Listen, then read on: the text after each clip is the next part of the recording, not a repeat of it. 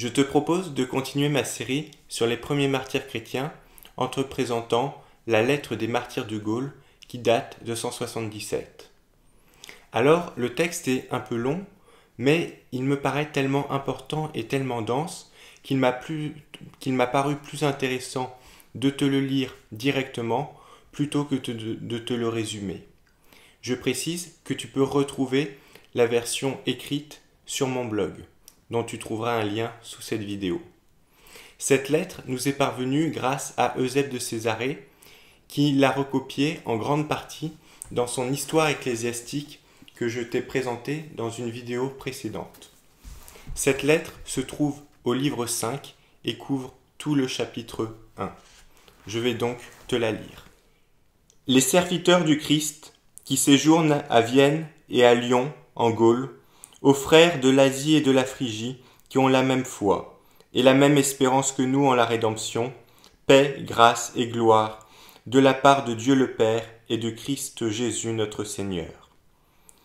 La grandeur de la persécution qui s'est produite ici, la violente colère des païens contre les chrétiens, tout ce qu'ont supporté les bienheureux martyrs, nous ne sommes pas capables de le dire exactement, il n'est pas possible non plus de l'exprimer par écrit.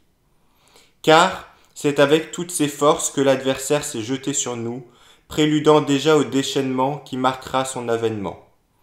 Il est passé partout en préparant les siens, en les exerçant d'avance contre les serviteurs de Dieu, de sorte que non seulement nous étions écartés des maisons, des bains du forum, mais encore il était interdit à n'importe lequel d'entre nous de seulement paraître en quelque lieu que ce fût. Cependant, la grâce de Dieu prit la tête de notre combat. Elle mit à l'abri les faibles et présenta face à l'ennemi des piliers solides, capables par leur résistance d'attirer sur eux tout l'effort du malin. Ceux-là marchaient à sa rencontre, en supportant toutes sortes d'outrages et de mauvais traitements.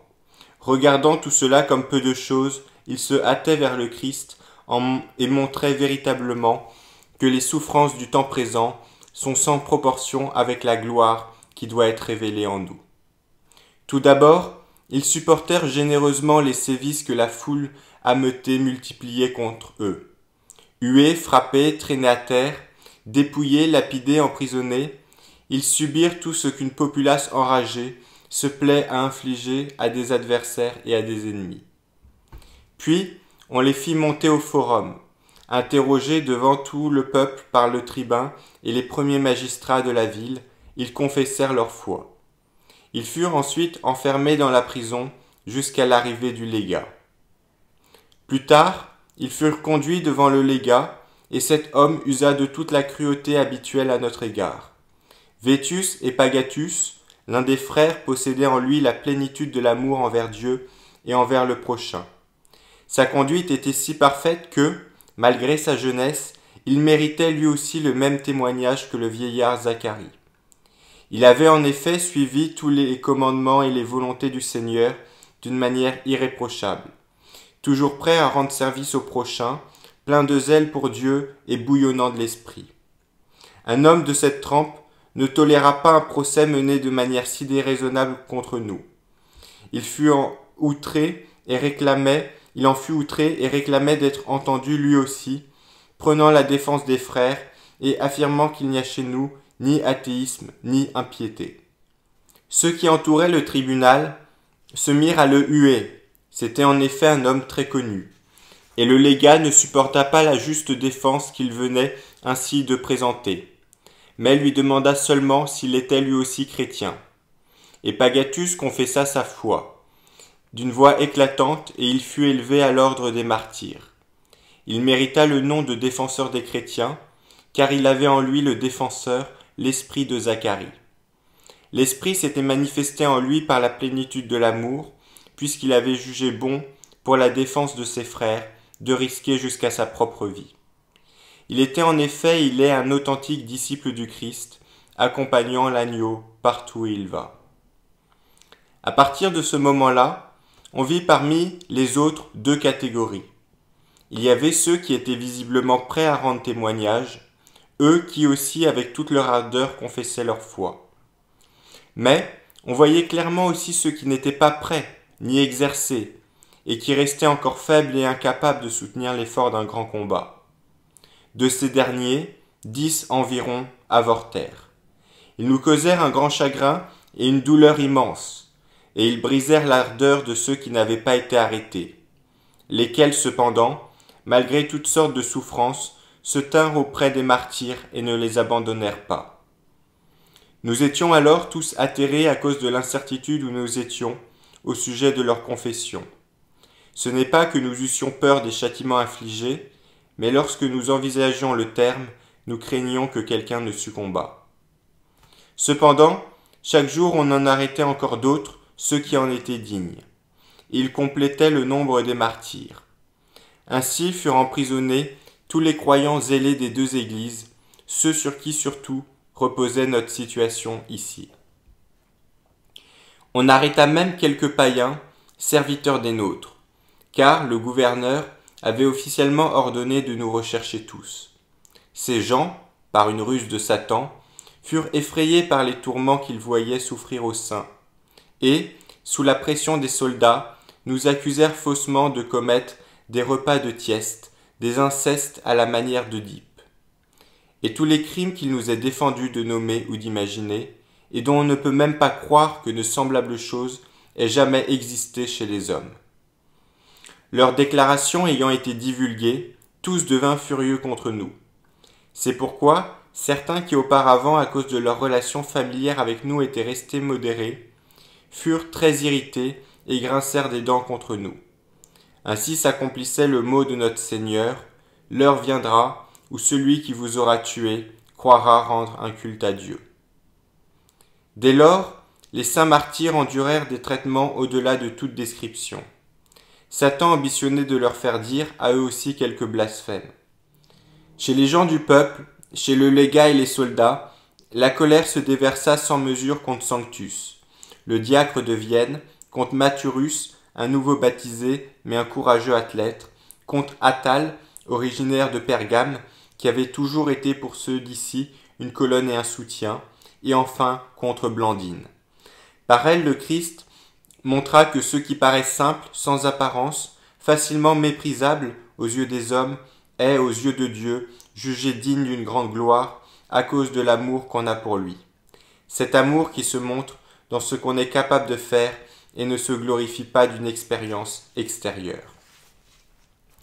Nous craignions tous en effet, et avec nous sa maîtresse selon la chair, laquelle était aussi engagée dans le combat et au nombre des martyrs, que Blandine, dans cette lutte, ne put faire la confession de foi avec assurance à cause de sa faiblesse physique. Mais Blandine fut remplie d'une telle force qu'elle épuisa et fit capituler ceux qui successivement la torturèrent de toutes les façons du matin au soir. Eux-mêmes se reconnaissaient vaincus, ne sachant plus quoi lui faire. Ils s'étonnaient qu'elle respirât encore, quand tout son corps était brisé et ouvert. Ils avouaient qu'une seule espèce de ces tortures était suffisant pour arracher la vie à quelqu'un. À plus forte raison, des tortures si cruelles et si nombreuses. Cependant, la bienheureuse, comme une courageuse athlète, trouvait une nouvelle jeunesse dans la confession de sa foi. C'était pour elle un réconfort, une halte, un apaisement dans la souffrance que de dire « Je suis chrétienne et chez nous il ne se fait rien de mal ». Quant à Sanctus, lui aussi, c'est avec un courage indicible, plus qu'humain, qu'il supportait toutes les cruautés qui lui venaient des hommes. Les impies espéraient, par la durée et la violence des tortures, lui faire dire quelque chose qu'il ne fallait pas dire. Mais Sanctus soutint leurs assauts avec une telle fermeté qu'il ne déclara ni son propre nom, ni celui de sa nation, ni celui de la cité dont il était originaire, ni s'il était esclave ou homme libre. À toutes les questions, il répondait en latin « Je suis chrétien ». Cette affirmation lui tenait lieu de nom, de cité, de race et de tout, et les païens n'entendirent de lui pas d'autre parole. Alors, le légat et les bourreaux rivalisèrent de cruauté envers lui, à tel point qu'ils arrivèrent à ne plus savoir que lui faire. Pour finir, ils lui appliquèrent des lames de cuivre rougies au feu sur les parties les plus délicates du corps. Elles brûlaient, mais Sanctus restait inflexible et inébranlable, ferme pour confesser sa foi, recevant de la source céleste, comme une rosée fortifiante, l'eau de la vie qui sort du côté du Christ. Son pauvre corps témoignait de ce qui s'était passé. Il n'était tout entier que blessure et meurtrissure. Recroquevillé sur lui-même, il n'avait plus une apparence humaine. Mais le Christ qui souffrait en lui accomplissait une œuvre grande et glorieuse. Il réduisait à l'impuissance l'adversaire et montrait aux autres, comme en exemple, que rien n'est redoutable là où est l'amour du Père, rien n'est douloureux là où est la gloire du Christ. Quelques jours plus tard, en effet, les impies recommencèrent à torturer Sanctus. Ils pensaient qu'en infligeant à un corps tuméfié et à vif les mêmes mauvais traitements, ou bien on le ferait céder, alors qu'il ne supportait même pas le contact des mains, ou bien il mourrait sous les tortures et sa mort effrayerait les autres. Or, non seulement rien de pareil ne se produisit, mais au contraire, contre toute attente, son pauvre corps se rétablit et se redressa dans les supplices qui suivirent. Sanctus retrouva son aspect antérieur et l'usage de ses membres, en sorte que cette seconde torture fut pour lui, par la grâce du Christ, non pas un châtiment, mais la guérison. Parmi les renégats, il y avait une femme, Byblis, que déjà le diable croyait avoir engloutie. Il voulut encore la faire convaincre de blasphème et la fit mener à la torture, pour la contraindre à nous attribuer des propos athées. On la croyait désormais faible et sans courage, mais les tourments lui firent reprendre conscience et la réveillèrent comme d'un profond sommeil. Elle se souvint, grâce aux peines du moment, de la peine éternelle de l'enfer. Et tout au contraire, elle répliqua au diffamateur « Comment pourrait-il manger les petits enfants, ceux à qui il n'est même pas permis de nourrir du sang des animaux sans raison ?» À partir de ce moment-là, elle confessa qu'elle était chrétienne et elle partagea le sort des martyrs. Comme la patience des martyrs avait, grâce à l'assistance du Christ, rendu vains les tourments des bourreaux, le diable inventa d'autres moyens. Les emprisonnements collectifs dans l'obscurité d'un cachot, dans l'endroit le plus dur, la mise au cep avec les pieds écartés jusqu'au 5e trou, et les autres tourments que des subalternes furieux et de plus possédés du démon ont coutume d'infliger aux détenus, en sorte que la plupart expirèrent en prison. Ceux du moins dont le Seigneur a voulu qu'ils quittent ainsi la vie pour faire éclater sa gloire. Les uns, en effet, torturés cruellement au point qu'il semblait qu'en dépit de tous les soins ils ne pourraient pas survivre, tinrent bon. Dépourvus de tout secours humain, mais fortifiés par le Seigneur, ils retrouvèrent la vigueur dans leur corps et dans leur âme. Et ils furent pour les autres des soutiens et des consolateurs, tandis que d'autres jeunes, et récemment arrêtés, dont le corps n'avait pas été préalablement torturé, ne résistèrent pas à la rigueur de la détention collective et moururent dans la geôle. Le bienheureux Pothin, à qui avait été confié à Lyon le ministère de l'épiscopat, avait alors plus de 90 ans. Il était de constitution très chétive, et par suite de son extrême faiblesse physique, il respirait avec peine. Mais, sous l'influence de l'esprit et dans le désir qu'il portait en lui du martyre, il retrouvait des forces. On l'entraîna lui aussi au tribunal, son corps vieux et malade l'abandonnait, mais en lui veillait son âme pour que par elle le Christ triomphât. Porté au tribunal par les soldats, il était escorté des magistrats de la ville et de tout le peuple qui poussait contre lui toutes sortes de cris, comme s'il était lui-même le Christ. Il rendit le beau témoignage. Au légat qui lui demandait qui était le Dieu des chrétiens, il répondit « Tu le connaîtras si tu en es digne. » Alors on l'entraîna sans ménagement et on lui fit subir des souffrances de toutes sortes. Ceux qui étaient près de lui le brutalisaient sans arrêt, à coups de poing et à coups de pied, sans aucun égard pour son âge. Ceux qui étaient loin lui lançaient ce qui leur tombait sous la main. Tous pensaient qu'ils auraient été grandement coupables et impies s'ils s'étaient dispensés de cette grossièreté à son égard. Ils croyaient ainsi venger leur Dieu. Pothin respirait à peine quand il fut jeté dans la prison. 2 jours après, il rendit l'âme. C'est alors que se réalisa une intervention admirable de Dieu et que se manifesta sans mesure la miséricorde de Jésus, comme rarement cela était arrivé dans notre fraternité, mais comme il convenait à la délicatesse du Christ.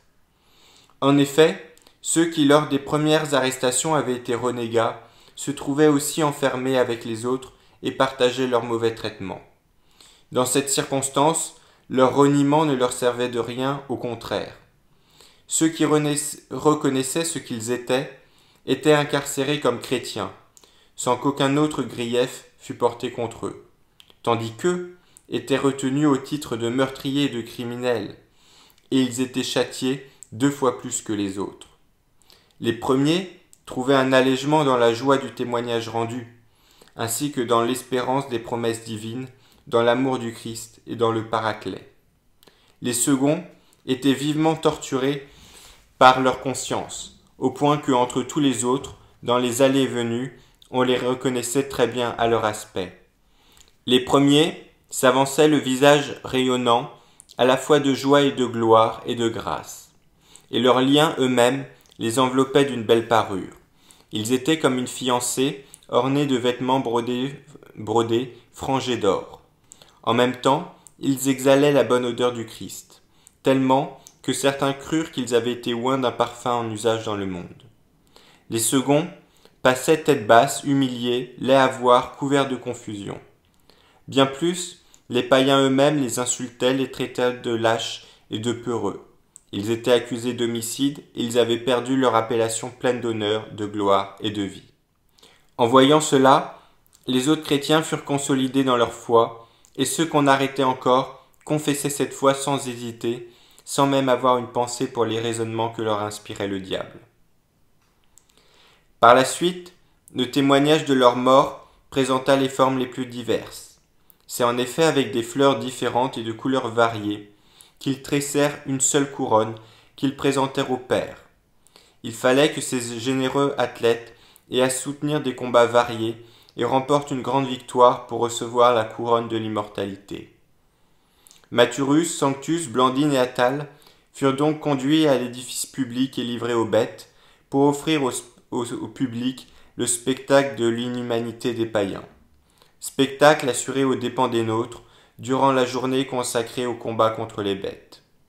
Maturus et Sanctus dans l'amphithéâtre passèrent une fois encore par toutes les tortures, comme si auparavant ils n'avaient rien souffert, ou plutôt comme des combattants qui ont déjà vaincu l'adversaire en plusieurs épreuves, et qui engagent alors le combat pour obtenir la couronne elle-même. Ils endurèrent à nouveau la série des fouets en usage dans ces cas-là. Ils furent traînés par les bêtes et subirent tout ce qu'un peuple déchaîné, chacun hurlant de son côté, criait et demandait, et surtout la chaise de fer sur laquelle leur corps, en se consumant, les gorgeait de l'odeur de la graisse. Même alors, cette foule n'arrêtait pas, mais se déchaînait toujours davantage. Elle voulait avoir raison de la patience de ces martyrs. Même ainsi, elle n'entendait de la bouche de Sanctus rien d'autre que les mots de la confession de foi qu'il avait pris l'habitude de prononcer depuis le début. Finalement, comme Maturus et Sanctus survivaient encore, malgré ce long combat, on les égorgea. Ils avaient, durant cette journée, tenu la place de tous les divers combats singuliers et avaient été donnés eux-mêmes en spectacle au monde. Quant à Blandine, suspendue à un poteau, elle était exposée pour être la pâture des bêtes lâchées contre elle. En la regardant suspendue à cette espèce de croix, en l'entendant prier à haute voix, les combattants sentaient croître leur courage. Au milieu de leur combat, ils voyaient des yeux de leur corps, à travers leur sœur, celui qui avait été crucifié pour eux, afin de persuader ceux qui croient en lui que tous ceux qui souffrent pour la gloire du Christ ont part pour toujours avec le Dieu vivant.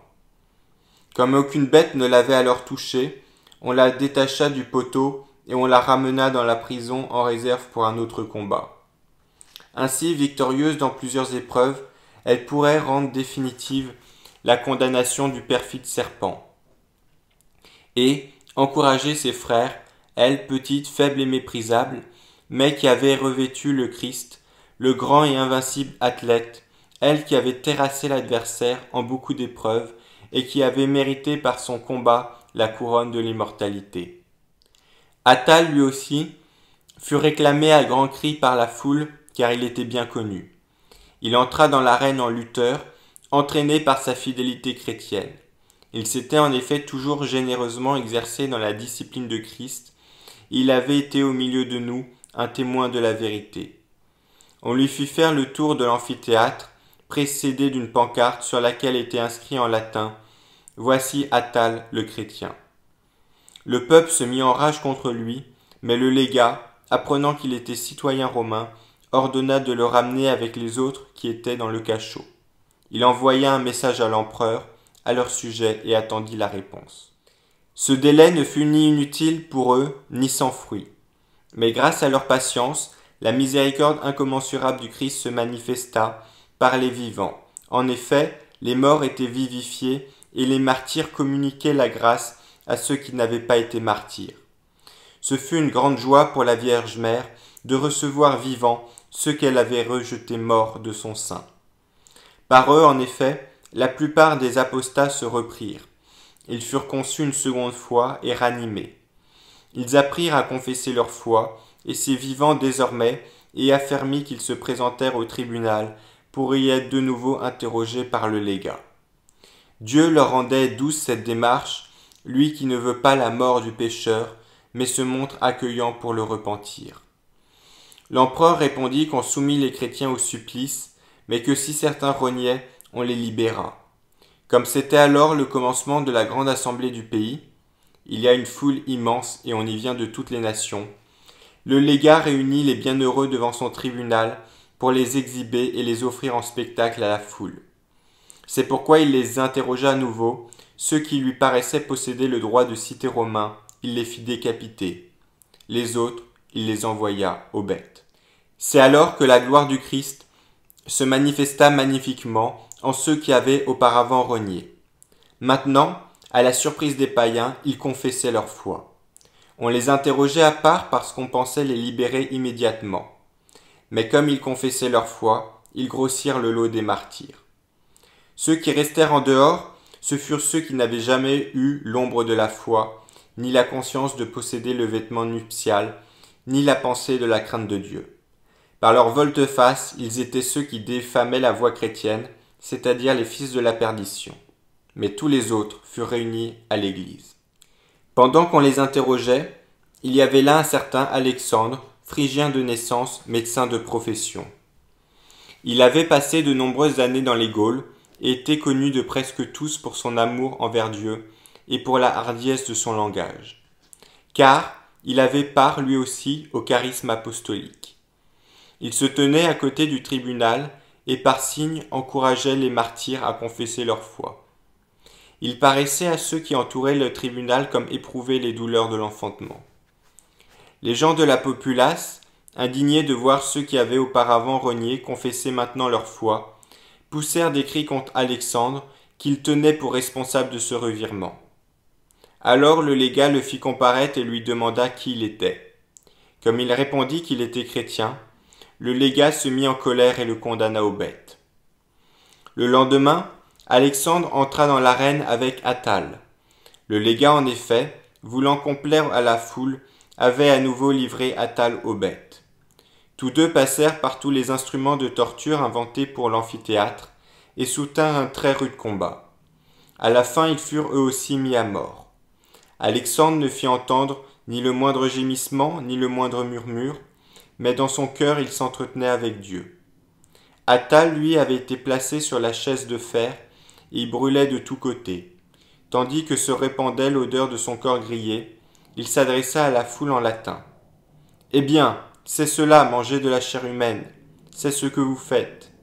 Nous ne sommes pas des anthropophages, et nous faisons rien de mal. » Et comme on lui demandait quel est le nom de Dieu, il répondit « Dieu n'a pas de nom, comme en portent les hommes. » Après tout cela, le dernier jour des combats singuliers, on introduisit à nouveau dans l'amphithéâtre Blandine, en même temps que Pontique, un jeune garçon d'une quinzaine d'années. Chaque jour, on les amenait pour qu'ils voient les tortures des autres. On s'efforçait de les contraindre à jurer par les idoles. Mais ils restèrent fermes sans faire aucun cas de ces insistances. La foule fut alors prise d'une fureur sauvage contre eux, au point de n'avoir ni pitié pour l'âge du jeune garçon, ni égard pour la femme. On les fit passer par toutes les tortures et parcourir toute la série des supplices. En les prenant à part, tour à tour, on essaya de les faire blasphémer. On ne put y réussir. Pontique était soutenu par sa sœur, si bien que les païens voyaient que c'était elle qui l'encourageait et l'affermissait. Quand il eut généreusement supporté toutes sortes de tortures, il rendit l'âme. Restait la bienheureuse Blandine, la dernière de tous, comme une noble mère qui, après avoir encouragé ses enfants, les a envoyés en avant, victorieux vers le roi. Elle parcourut à son tour tous les combats soutenus par ses enfants. Maintenant, elle se hâtait de les rejoindre, heureuse et rayonnante de joie, à cause de ce départ, comme si elle était conviée à un repas de noces, et non pas livrée aux bêtes. Après les fouets, après les bêtes, après le grill, on finit par la jeter dans un filet et la livrer à un taureau. Bien des fois, projetée en l'air par cet animal, elle ne sentait même plus ce qui lui arrivait. Absorbée qu'elle était dans l'espérance et l'attente de ce en quoi elle avait cru et dans sa conversation avec le Christ. On l'égorgea elle aussi, et les païens eux-mêmes reconnaissaient que jamais chez eux une femme n'avait supporté autant de pareils tourments. Eh bien, même ainsi, ni la fureur ni la cruauté des païens à l'égard des saints ne se trouvèrent satisfaites. Excitées par la bête sauvage, ces tribus sauvages et barbares retrouvaient difficilement leur calme. Avoir été vaincus ne leur inspirait aucune confusion, dépourvu qu'ils étaient des sentiments humains. Bien au contraire, cela enflammait encore leur colère, comme celle d'une bête fauve. Le légat et le peuple manifestaient sans souci de la justice la même haine contre nous. Ainsi fut accomplie la parole de l'Écriture, que l'impie soit encore plus impie et le juste encore plus juste. Ils jetèrent donc aux chiens ceux qui avaient péri d'étouffement dans la prison. On prit soin de faire surveiller les corps jour et nuit, de peur que quelqu'un des nôtres ne les ensevelît. En même temps, on exposa ce que les bêtes et le feu avaient laissé de leurs victimes, les membres déchirés ou carbonisés, les têtes et les troncs de ceux qui avaient été décapités, le tout sans sépulture. Les restes des martyrs furent gardés par des soldats vigilants pendant de longs jours. Parmi les païens, certains rageaient et grinçaient des dents contre les martyrs, cherchant quelque vengeance supplémentaire à exercer. D'autres se moquaient et se gaussaient, tout en exaltant leurs idoles, auxquelles ils attribuaient le châtiment des chrétiens. D'autres, plus équitables, paraissaient compatir dans une certaine mesure. Ils critiquaient toutefois vivement les martyrs en disant « Où est leur Dieu ? Et à quoi leur a servi le culte qu'ils ont préféré à leur propre vie ?» Telle était dans sa diversité l'attitude des païens. Quant à nous, c'était une grande douleur de ne pouvoir ensevelir les morts, car la nuit ne nous était d'aucun secours. L'argent ne réussissait pas à séduire les gardes, ni les prières à les faire fléchir. De toute manière, ils veillaient sur les corps comme s'ils devaient trouver grand profit à priver ces corps de sépulture. Les corps des martyrs furent donc de toutes sortes de manières exposés pour servir d'exemple et laissés en plein air pendant 6 jours. Puis, on les brûla et on les réduisit en cendres. Les impies balayèrent ces cendres pour les jeter au Rhône, fleuve tout proche, de telle sorte qu'on ne puisse plus voir d'eux aucun reste sur cette terre. Ils agissaient ainsi comme s'ils étaient capables de vaincre Dieu et de priver ses saints de la nouvelle naissance. Ils voulaient, disaient-ils, qu'ils n'aient même pas l'espérance de cette résurrection, dont la conviction leur fait introduire chez nous un culte étranger et nouveau.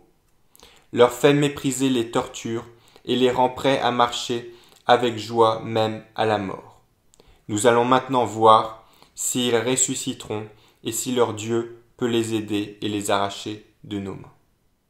Voilà les parties principales de cette lettre qui nous a été transmise par Eusèbe de Césarée.